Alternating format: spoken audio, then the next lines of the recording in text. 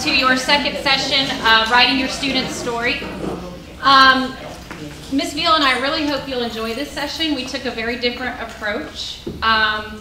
We're going to work backwards. So versus saying what the learning objective, you will figure that out as you actually go through that entire process. So more kind of like an inquiry, if you will. To start off, a quote that we found: students don't care how much you know until they know how much you care. All right, and so just keep that in mind. We put a nice personal touch.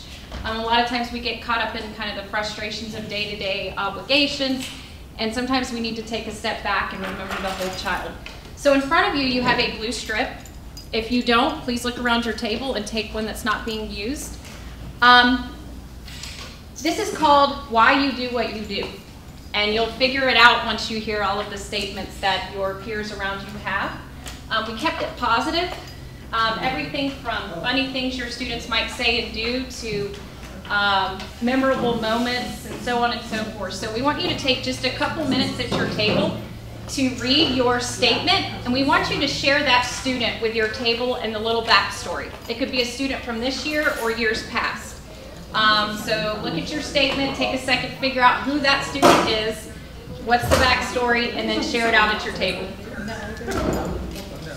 Okay, would you like me to start with story? I'm going to share it twice since it's only two of us at the table. So describe the most engaging conversation students have had in their class feels how you involved in the conversation. So last week, describe the students I had the pleasure of taking part in last period.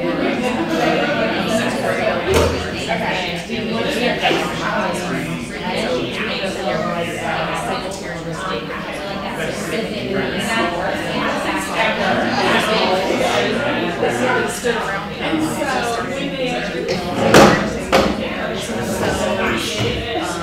talking about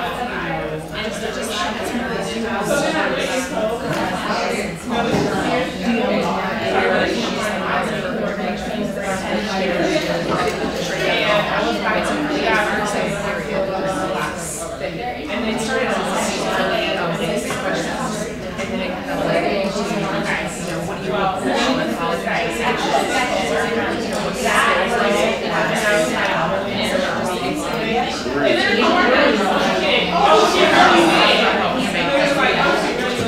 so the next thing is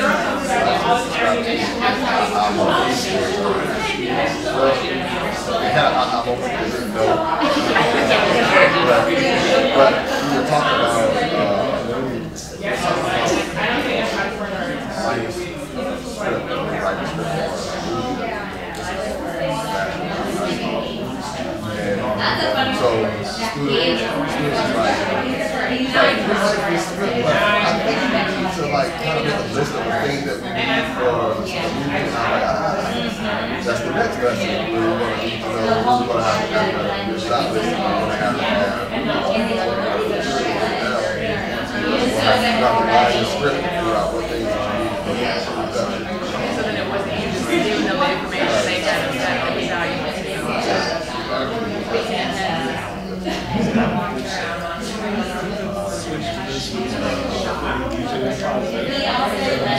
Sort of. Describe the most outlandish response to the So my building is typically brain teasers. So I just wanted to try to every response. So the question was, a man in the desert so the student always responds, well, so there was an airplane coming past, and it just was happening to be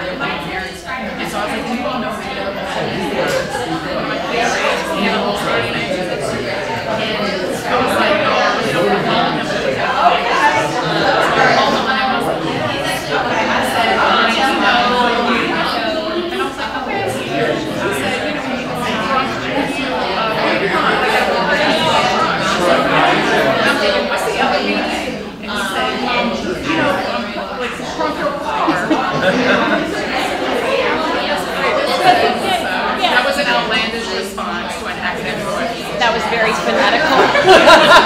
Very phonetical.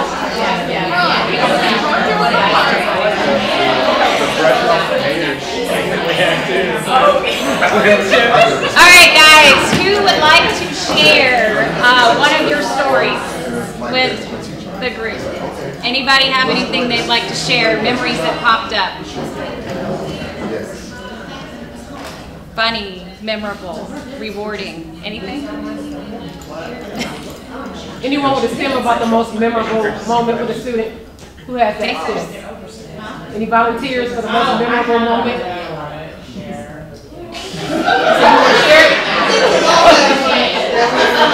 We want a shareable moment. A shareable moment, yes. So we're in a room, a classroom full of classroom teachers, and no one has stories. None. Speak about the steps so we don't have any positivity and shit. 30 seconds? 30 seconds? Okay. Well, can you share with the entire group? There it is. I put you on the spot. Yep. Can I do it? It's probably a wonderful moment. So my question Thank was, you. name the most rewarding thing a student has said about your instruction. So it's just happened last week actually. We were doing a small group instruction, and one of my students, we often talk about my hair because what have you. And so one of my students said, Ms. Patel, next year you'll have more white hair. And I said, explain please, explain further. And he said, because you'll get more sixth graders who speak no English like so and so. And because you care so much, you'll have more white hair. Oh, And that's I love sweet. that. That's sweet. That is sweet. I love it. Anyone else? Any takers? Any takers? I had a styling student, if y'all remember Essence Hawkins. Yes. I can't think of anybody who is more, the most stylish student that I ever have taught in my entire life was Essence. Yeah. What did Essence look like? What did she do? What's her thing? Oh, if she had the perfect boots, the perfect shirt, her makeup job is so much better than mine ever would dare to be. And the contrast is that she plays tuba, and now she's marching with a sousaphone at North Springs, but she's immaculate. There's not a hair out of place. She's just put together, and she's such an artist too. I mean, her art is beautiful and original. And it doesn't seem like anybody, she doesn't really care what anybody thinks. She's her own person, and that is so refreshing. You know, that she's very self-confident, does what she wants to. Thank you. Thank you guys for sharing. So that was kind of a segue to think of our students in a way that sometimes we don't feel like we have time to with day-to-day demands, which leads us into our session, sharing/writing your student's story. So we're going to think of a student from this year, one particular student, and this is symbolic of all of our students, but we're really going to hone in on one. And you guys are going to have the opportunity to write their story. And we're going to share with you, we created models of what that might look like that we want to share with you. Just as your students, ours are very different in style, you can imagine. You know, I'm going to go all out with my stories. Feel free to laugh, that's fine, I know. And then Miss Beal, you know, with the math mind, hers is going to be a little bit different in style, but that's the same as it would be with our students. But we kind of wanted to model for you what we mean by writing your student's story. And we're talking about them academically, them behaviorally, looking at their data, their home life, what you know about them. Some of these things you just shared all factor into the whole child when we really think about where they are and where we're trying to get them to go. So, Ms. Beal, All right. would you like to share your So story? I'm the mathematician, the minimalist, while we have elaborate ELA person over here. So, of course, I've done bullet points. I didn't write a whole story. And so I'm going to describe a 4th grade female student. And so her background is she transitioned from a private school. Her parents were recently divorced, living with an abusive stepfather. She's in the 90th percentile and above in all her subject areas. Honor roll student, but mediocre citizenship grades. Y'all remember citizenship grades? All A's and U's and N's in citizenship. So the beginning of her year, she excelled on the diagnostics, but non-participatory in class. Passed all her assessments with 90s or higher, but doesn't turn any homework in. Non-compliant and combative when redirected by adults. So her relationship with her teacher, almost non-existent. The student is standoffish and reluctant to interact with the teacher at all. Along the way, this student was bullied by 5th grade male and female students, engaged in several verbal altercations at recess, and a physical altercation in class. So she was placed, as a result, she was placed in a special ed class, all right? And dad came up, and this is the biological father, came up very irate, cussed the entire school out, and was asked not to return to the school. However, she was removed from that SPED class immediately. All right, so this is about the end of that first term, and so this is where the student is now. So she's in that general ed class, back in that class where that teacher had her removed. So that's fun, right? For that teacher. So the student is now totally defiant and refuses to comply with anything the teacher is saying. She's still acing the tests and quizzes, but now she's turning in homework. So this is where she is now. It's about the end of that first term. As you know, guys, I put my whole heart and soul into it. You can imagine the book and all that jazz. All right, so my student story. As the heat of August beats down on the black tar streets of Georgia neighborhoods, school buses begin their summerly practice runs to pick up students from all over the state, different neighborhoods, different backgrounds, different districts, different age groups. But one thing all of these bus drivers have in common is they pick up students with strengths, weaknesses, personalities, and experiences that shape who they are inside and outside of the classroom. Telling my student's story, some might venture to say that we tell multiple student stories on any given day. True statement that is, but for the purposes of today, I'll focus my sights on one particular student. With that being said, the student might as well represent a vast majority of students that I've taught my enduring years as a fearless educator. Misunderstood Maggie. That's the name the student has so dearly earned. As we take a look at the educational journey of Misunderstood Maggie, it will be quickly discovered how that name so cleverly came to be. Starting from the beginning, Misunderstood Maggie walks into class shy, mostly reserved and eager to please. Let me note from the get-go, Maggie's parents came in for a meet and greet with all of her 6th grade teachers and made it very clear that she was a literacy superstar, but not so much a mathematician. Being that I was her math teacher, I quickly thought of ways I could use that quick form of information to support Maggie's endeavors in 6th grade math this year. Maggie's data on paper shows a strong writer, above average reader, and average in math computation. Digging a bit deeper, it was clear that I could learn much more about Maggie through my own classroom assessments and observations. Day 2 of school, after all the icebreakers took place, of course, I decided to see where all of my students were, including Miss Maggie, of course, as it related to some of our Unit 1 standards, specifically number system fluency. What I discovered was Maggie was quite a thorough test taker, as in it seemed she was always one of the last to finish, but even with careful attention to detail, taking time on her test, she appeared to have a good understanding of greatest common factor and LCM, but upon further look, she struggled to solve multi-step word problems involving division of fractions. But what was even more interesting is that she could easily divide fractions in isolation if they were not in a word problem. As the unit progressed, I couldn't help but notice the amount of time it would take her to finish tasks and assessments. Not completely confident that Maggie had a concerning deficit in the area of word problems, I started investigating further to find out from her 5th grade teachers that she struggles with some pretty severe anxiety. Knowing that painted a different perspective of how I would address working with her in terms of chunking material and also administering assessments.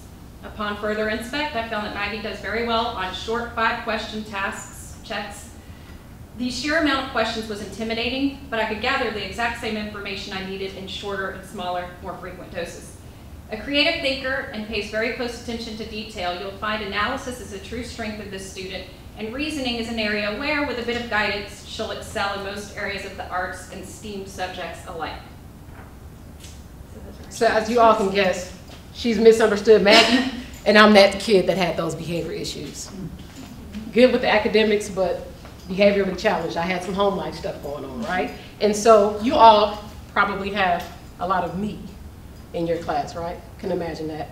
And in particular, you probably have some Maggies. So what we're gonna do now is you all are gonna do what we just did, all right? But in your own way, you want to explain? Sure. So you guys are actually going to think of a student that you have. You're honing in on a student that you have in your classes right now. And as you could see, our stories contain data.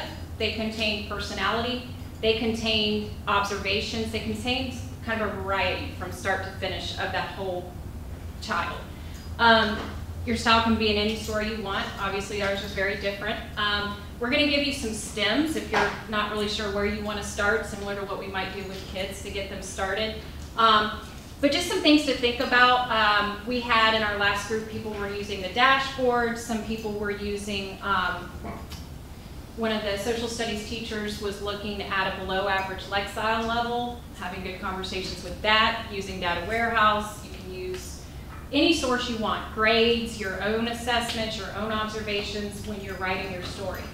But we will essentially share these stories, and it will kind of drive the whole objective of what we're doing today. So, you know, just take your time, think about that student and what you know from beginning to now about that student. So we'll have about 15 minutes for this task. You can type it out, write it out, whatever you want to do. You can write it out elaborately like that. You can have a 5-paragraph essay, or you can have some bullet points. Just depends on what you want to do. I shared a funny story, well, not a funny story, an interesting story with the last group about Oprah.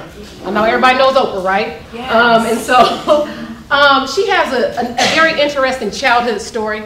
So she was born in desegregated South, and she went into her first kindergarten class, and she went in and looked around, and she told the teacher, I don't belong in here. She said she looked around and she saw kids playing with blocks and coloring and doing all these things. She was like, oh no. So she went off and she started writing all the big words that she knew. Elephant. I forgot all the other words, but it was some big words, and then some stuff from church, right? And so she said, I don't belong here. I'm a writer. I can do these things. And so they took her to the principal's office, and she had this huge list of words. And the principal said, well, who wrote all of this? She said, I did. And so she said, I don't belong in that class. So that principal took her out of that kindergarten class. She went to her first grade class, and then she actually skipped the second grade. So that's that avid thing, right, Ms. Caldwell? That individual determination. It wasn't her mom, it wasn't her dad, it was her. She said, oh no, these kids are playing with blocks. I don't belong here. I'm writing, I know how to spell elephant and everything else. And so, you know, with that individual determination, she got into the first grade and then skipped. And I know you probably know some students like that as well. So we are typically stay in that bucket about those challenges that students face, but let's also focus on advancing student successes, right? So let's kind of get out of our, you know, our comfort zone and in our box and think creatively when we're writing these stories. So 15 minutes, I'll start the timer.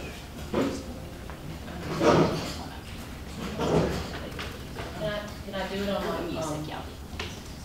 device? Yep. Okay. You can type it out, write it out. You have photographic memory. Think it out. Yes. Do you have any line paper? Do I have any line paper? Misunderstood Maggie, y'all.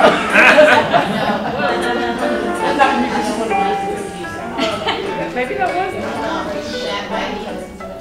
Some of us don't write Their data. I'll turn it down. I'm very serious. Can I turn it down? Is that okay to have a look? Okay, raise your hand if you would prefer to not have music. No music? No music. I guess we got it. I'll keep it low. Notice how it's a lot of language arts teachers, isn't that right? It'll keep it very low.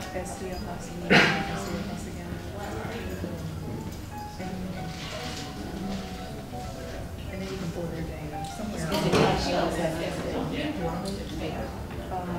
I have some here. This is not going to be, this isn't going to be. It's too small. Thank you.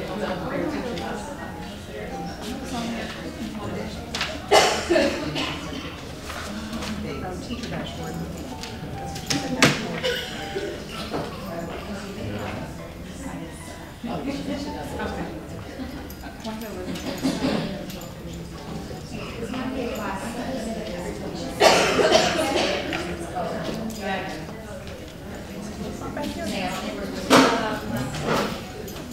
No, I think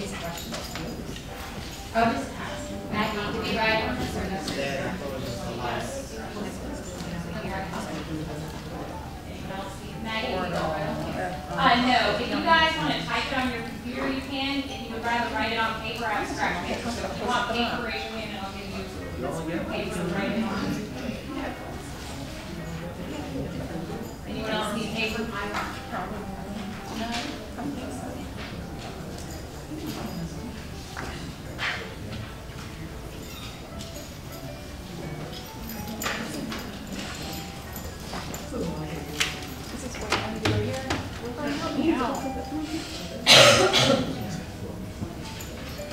I just want to say this. Can I get some data? No, I just made that one.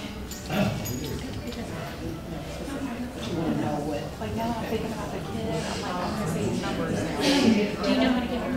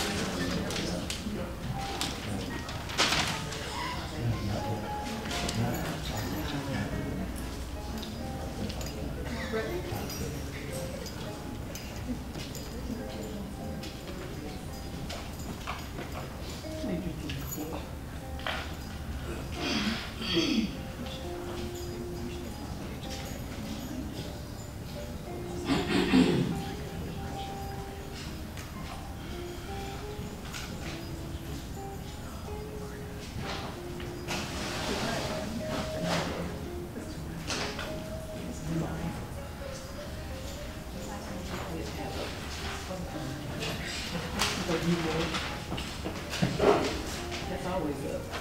That's warehouse. Teacher.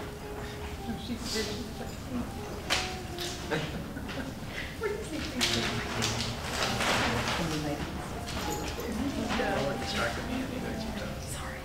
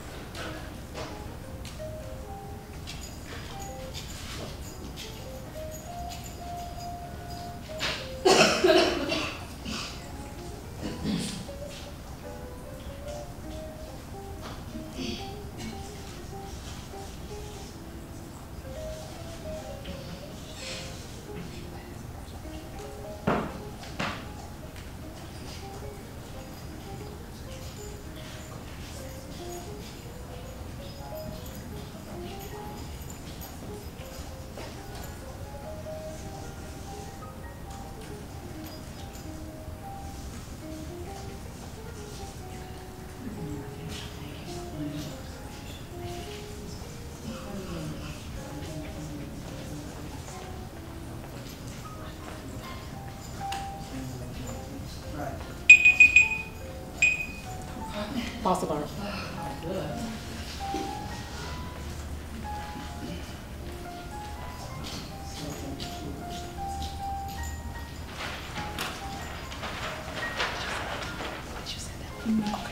Okay.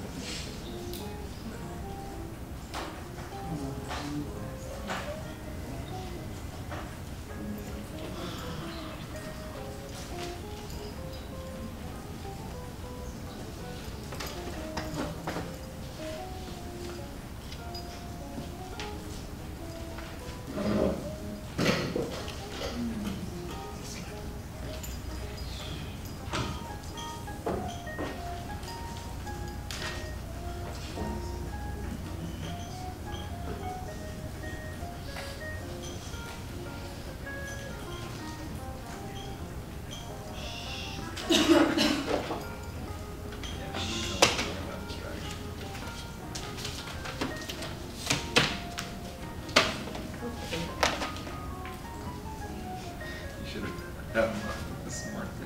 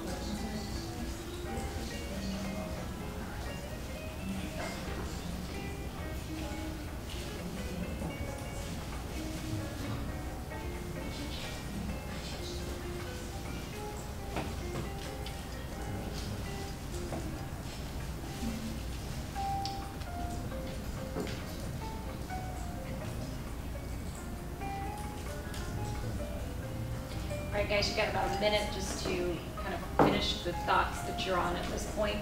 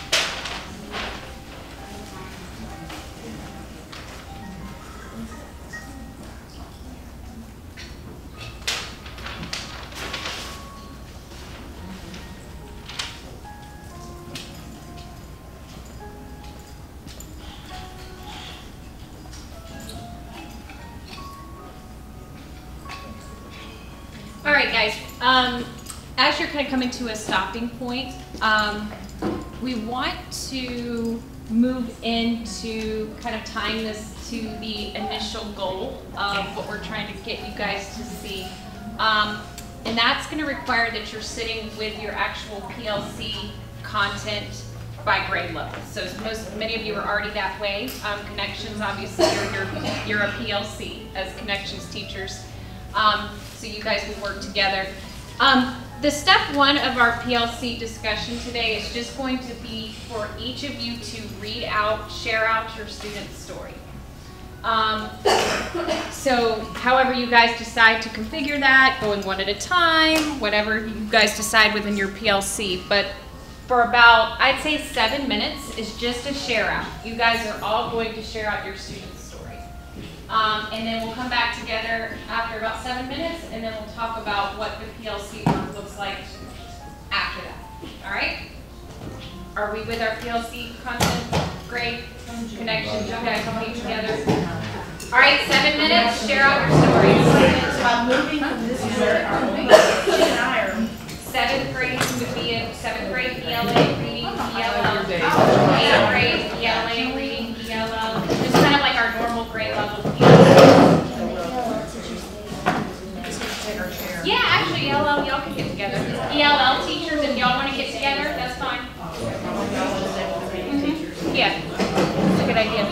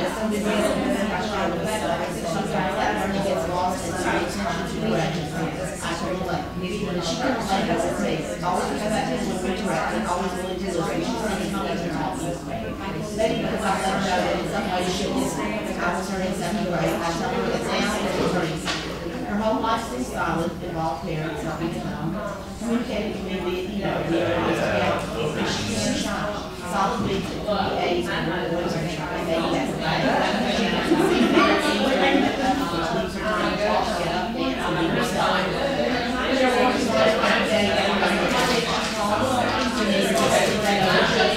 Everybody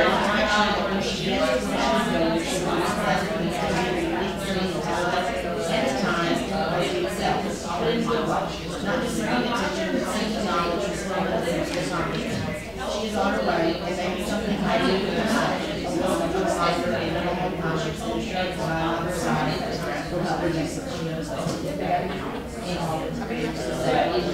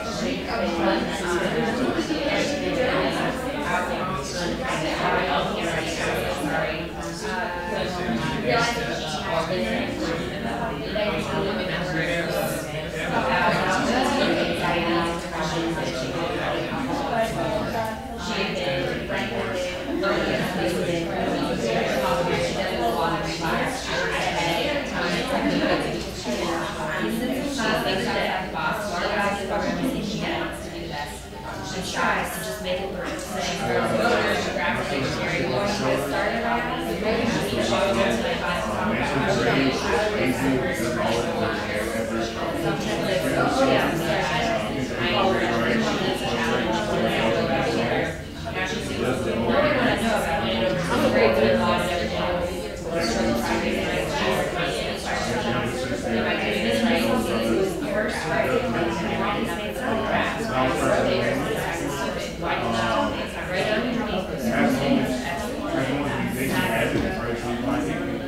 Stagnant student for like a challenge for me.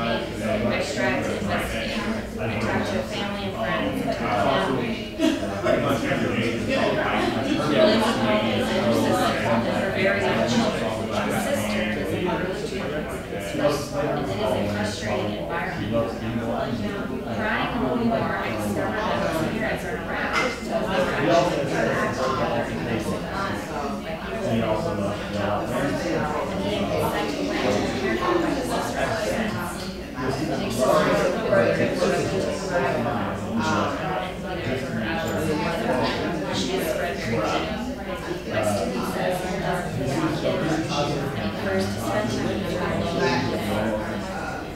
One day in class, we switched from assessing grammar and writing to interpretation of literature. The student received many lessons on figurative language versus literal language. Minutes before, the class is broken into groups and set their tasks. But figurative language is a big struggle for these students because when they're figurative, words don't mean what they're supposed to mean. It's my higher English proficiency class that I anticipated struggle. I'm walking around giving advice, stacking a man a chance to do something before I approach him. To my dismay, he looks like the same old sleepy kid not writing anything, messing with something on his shoe. While this group is down to go. When it's time to share out, it's hard to get much participation, and the time I usually do get is on the negative beginning of the song. And I just really didn't finish, but after a lot of like,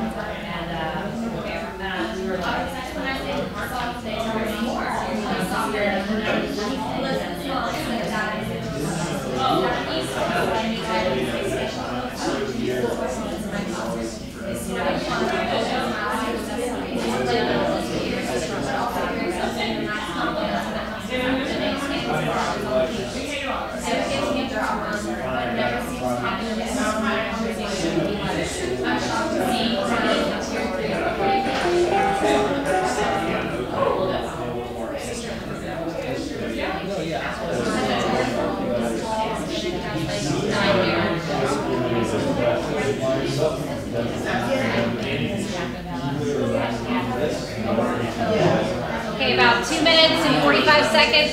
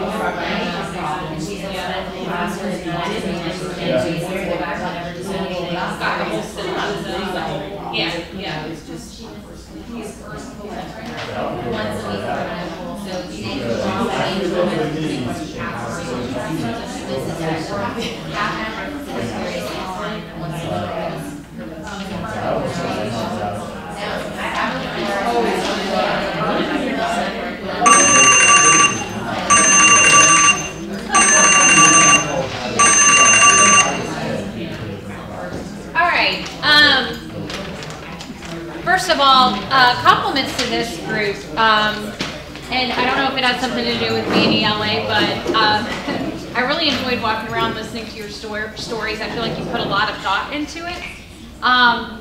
So this kind of moves us to our PLC discussion. So ultimately, guys, what you are doing now and what you're about to do is exactly what a student-focused PLC is. When we think of instructional planning, it's talking about our students and then figuring out what we're going to do. So as you see around the room, there are chart paper with your different PLC group, and up here there are going to be two focus questions that are going to drive your PLC conversations. The first is going to be, you guys are going to talk about what commonalities you saw as it related to student successes and student challenges. So you had the chance to share, so I'm sure we saw some things in common about challenges students face, and then also what are their successes. Sometimes we spend so much time on challenges that we forget to advance the successes to see that growth as well. And then as a team, after you do that, you're going to devise a plan of how you will address the challenges and advance the successes. So remediate, enrich. And that can be academically and behaviorally. I heard a little bit of variety of academics, behavior, but it, packages a whole student, and we look at all of that. So what we're going to ask you guys to do, we're going to keep this work in the PLC room. Tomorrow, Ms. Beal and I are going to get our PLC room looking like an actual inviting environment, but we're going to post up some of your work that you did today. Just as a reminder, because we're going to track this student that you wrote about as we go. And it's just kind of a symbol of what we do with all of our kids. But we'll come back and we'll check in on Jimena. or whoever it is that you're writing about to figure out what progress are they making and how are we addressing those successes and the challenges. So talk about it. You all can either all go up and answer, or you can send a representative after you discuss, but just two parts. What were the commonalities?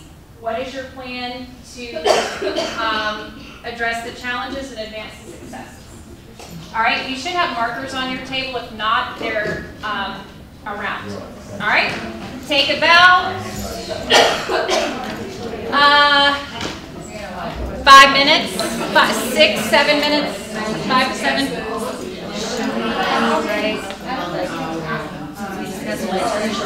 Yeah, y'all can do it as an EL.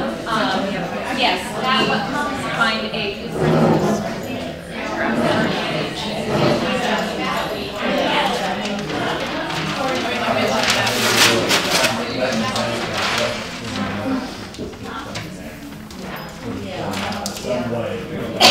Okay, you're welcome. Yeah, I'm glad you brought that up. It makes sense for you guys to never really get to. Not that every child does have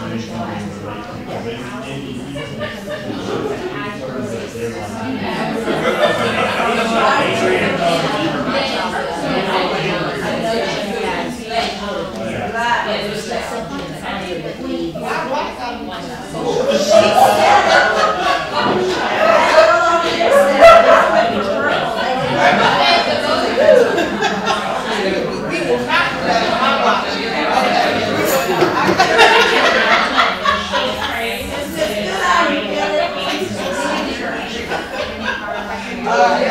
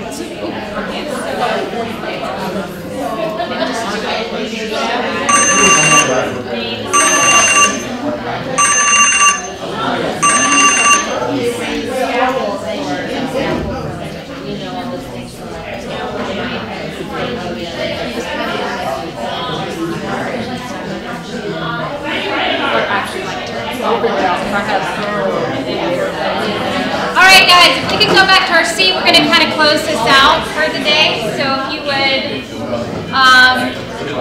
finish your last thoughts and head back.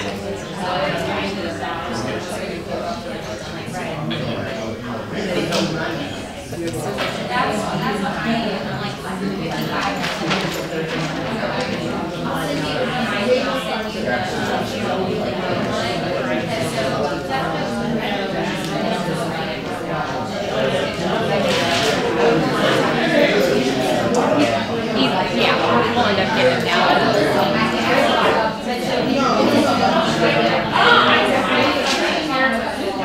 All right, we got about a minute left, so if we could get your attention for this last minute, please. Thank you, thank you. It's our closing. It is our closing, yes. On your next session. So our hope is that what we were trying to get you guys to experience versus see. When we think of PLCs and instructional planning, a lot of times we think of day-to-day, what are we doing tomorrow? What are we doing tomorrow? What are we doing tomorrow? Your lesson plans. That's part of it, but before that, we really have to have these same exact conversations. Do we really know where our kids are, and are we challenging? Are we addressing those challenges, successes, so on and so forth? I'm not sure if you've been to this SGP. I believe Ms. Taylor's doing it. Have y'all been to Ms. Taylor's session? No. Okay.